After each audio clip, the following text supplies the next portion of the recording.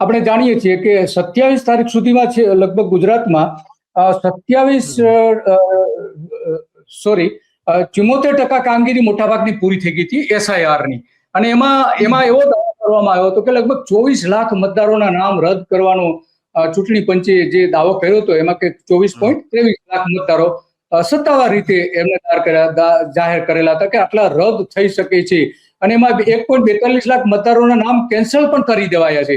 તો આ અત્યંત ગંભીર મુદ્દો છે, અને મુદ્દો એટલા માટે ગંભીર છે કે આવા એક અંદાજ મૂકવામાં આવી રહ્યો છે કે આવા લગભગ અત્યારના સંજોગોમાં 50 થી 55 લાખ જેવા આવા મતદારો કદાચ બની શકે કે દૂર થઈ જાય તો ચૂંટણીમાં બહુ મોટી ગડબડ થઈ શકે છે. તમે જે કહ્યું છે એ વાત સાચી કદાચ હોઈ શકે કે જે રીતે રાજકીય પક્ષોના કાર્યકરો, ખાસ કરીને ભારતીય જનતા પાર્ટી, બીજા કોઈ પાર્ટીના તો હજુ મેં પણ નથી જોયા કોઈ જગ્યાએ જતા હોય સાથે એવા, પણ ભાજપના કાર્યકર ચોક્કસ BLOની સાથે હોય છે, અને એ દરેક બૂથમાં એની સાથે હોય છે. મારા પોતાના ઘરે પણ જે સુધારણા માટેના ફોર્મ આપવાથી લઈને ફોર્મ લેવા સુધી આવેલા, ત્યારે દરેક વખતે ભારતીય જનતા પાર્ટીનો એક કાર્યકર એની સાથે હતો.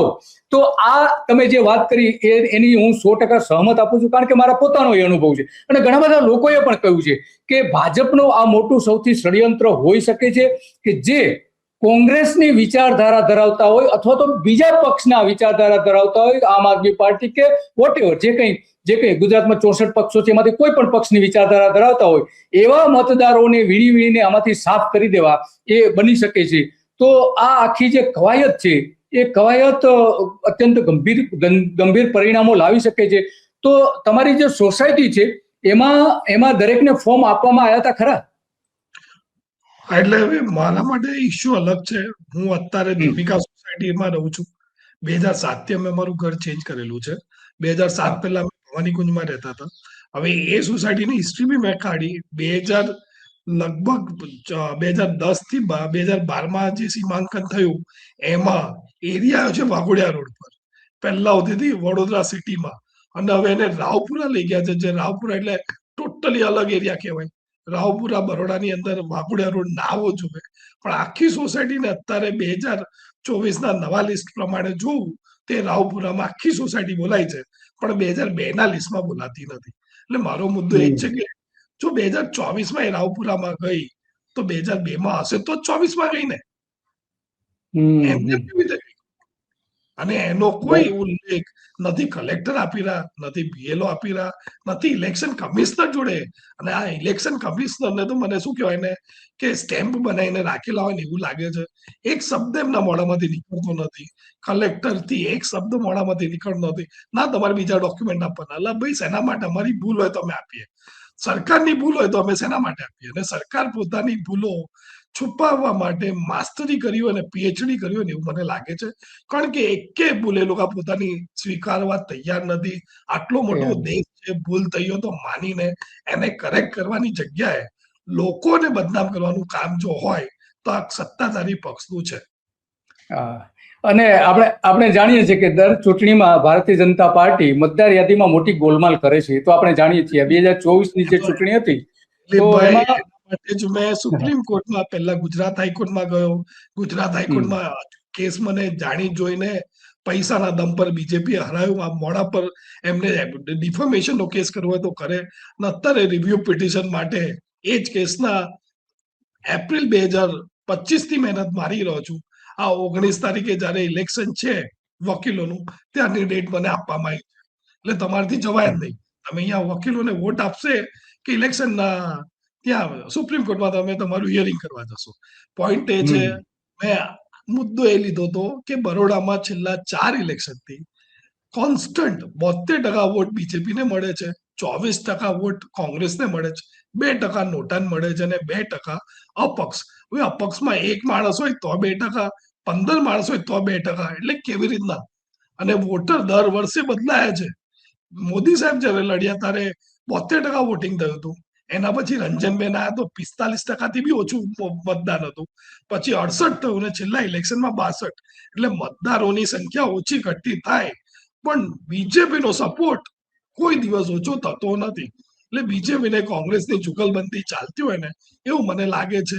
કારણ કે 72% મારા ઘરમાં મારી વાઈફ જે રોટલી બનાવે છે ને એનો શેપ દરેક રોટલીનો હરખો ના હોય, તો દર ઇલેક્શનમાં જે 5-5 વર્ષે થતું હોય એમાં કોન્સ્ટન્ટ 72% વોટિંગ કેવી રીતે મળે? મોદી સાહેબના ચહેરા પર મળી જાય એકવાર માની લઈએ, પણ એમના પછીના જે આયા હતા એમ તો હું બરોડામાં નતો ઓળખતો. બરોડા 80% લોકો બરોડાના, એના પછીના જે કેન્ડિડેટ આયા ને એને ઓળખ્યા નથી. આયાતી કેન્ડિડેટ હતા, એક પોરબંદરથી લાયેલા, એક ભરૂચના લાયેલા, અને બરોડાના માથામાં બરોડાના ઇન્ટરનલ પોલિટિક્સના લીધે બેહાડી દીધેલા છે. ખાલી ને ખાલી ભગવાનના નામ પર મીડિયામાં શું હવા બનાવીને ઈવીએમમાં શું કર્યું એ ડિસ્પ્યુટેડ મેટર છે, ને એને જ હું સુપ્રીમ કોર્ટમાં ચેલેન્જ કરી રહ્યો છું. મુદ્દાની વાત એ છે કે આ તમે ચેલેન્જ કરેલું છે કે ચેલેન્જ કરવાના છો? કરી દીધું છે, બધા ડોક્યુમેન્ટ સબમિટ થઈ ગયા છે મારા સુપ્રીમ કોર્ટમાં.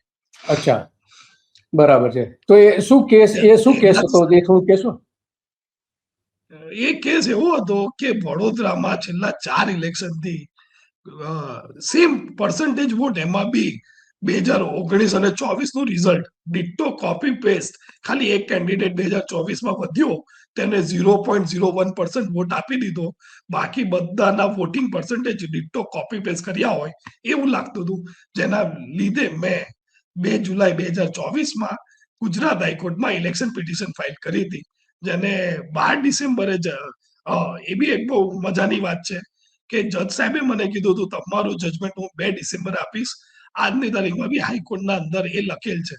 2 તારીખના એ જજના બોર્ડ પર મારું નામ જ નહોતું, કેસ નંબર નહોતો, અને સડનલી એ દિવસે 13 તારીખનું સીધું 12 તારીખ કરીને વિધાઉટ માય પ્રેઝન્સ, એટલે સામેવાળાને બોલાયા વગર હું હાજર જ નથી, કારણ કે મને કહેવામાં જ નહોતું આવ્યું, એ તારીખ હતી જ નહીં. તેમની 12 તારીખ કરીને જોલજાલ કરીને જજમેન્ટ આપવામાં આવ્યું છે, અને એની ટ્રુ કોપી મને છેક જાન્યુઆરીમાં આપવામાં આવી છે, સર્ટિફાઈડ કોપી. એટલે આખું પોલમપોલ સિસ્ટમ છે. જજોના બી વિડીયો બનાવીને બ્લેકમેલ કરીને આ સત્તામાં બેસવા માટે, કોઈને બી મારવા માટે તૈયાર છે. આ એવી પ્રજાતિ છે ભારતની જે બ્રહ્મા વિષ્ણુ મહેશનું બી મર્ડર કરવામાં 2 મિનિટ નહીં લગાવે. એમને સત્તાથી પ્રેમ છે, લોકોની સેવા જોડે કોઈ લેવા દેવા નથી. વાત સાચી, લોકોની સેવા સાથે કોઈ લેવા દેવા. આ તમે જે મતદાનની જે વાત કરો છો કે અમુક પર્સન્ટેજ, તો એ પહેલું ગુજરાતમાં સૌથી પહેલું જે ઈવીએમમાં ગોટાળો, સત્તાવાર ગોટાળો, ત્યાંના બીએલઓએ સ્વીકારેલું, એને લેખિતમાં આપેલું છે, એ દસ્તાવેજો આજે પણ મોજૂદ છે. એમણે પાદરામાં કહ્યું હતું કે હા, અમારી જે ભૂલ છે એ ભૂલ છે, એના કારણ કે જે ઉમેદવાર હતા એ ઉમેદવારે એવો દાવો કર્યો હતો કે મને મારો મત ના મળે કઈ રીતે હોઈ શકે? મારો કે મારા કુટુંબને છોડી દો, મારા કુટુંબ મને મત ના આપે માની લો, પણ મને મારો મત તો મળવો જોઈએ. એને મત 0 મળેલા હતા.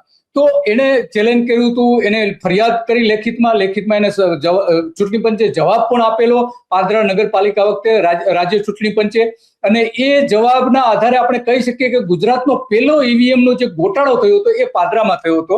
અને એટલા માટે આ અત્યંત ગંભીર મુદ્દો છે કે જે તમે વાત કરી રહ્યા છો કે ઈવીએમમાં જો ગોટાળાઓ થતા હોય તો ચૂંટણી પંચે, સ્વાભાવિક છે કે ચૂંટણી પંચે આને ગંભીરતાથી લેવું જોઈએ.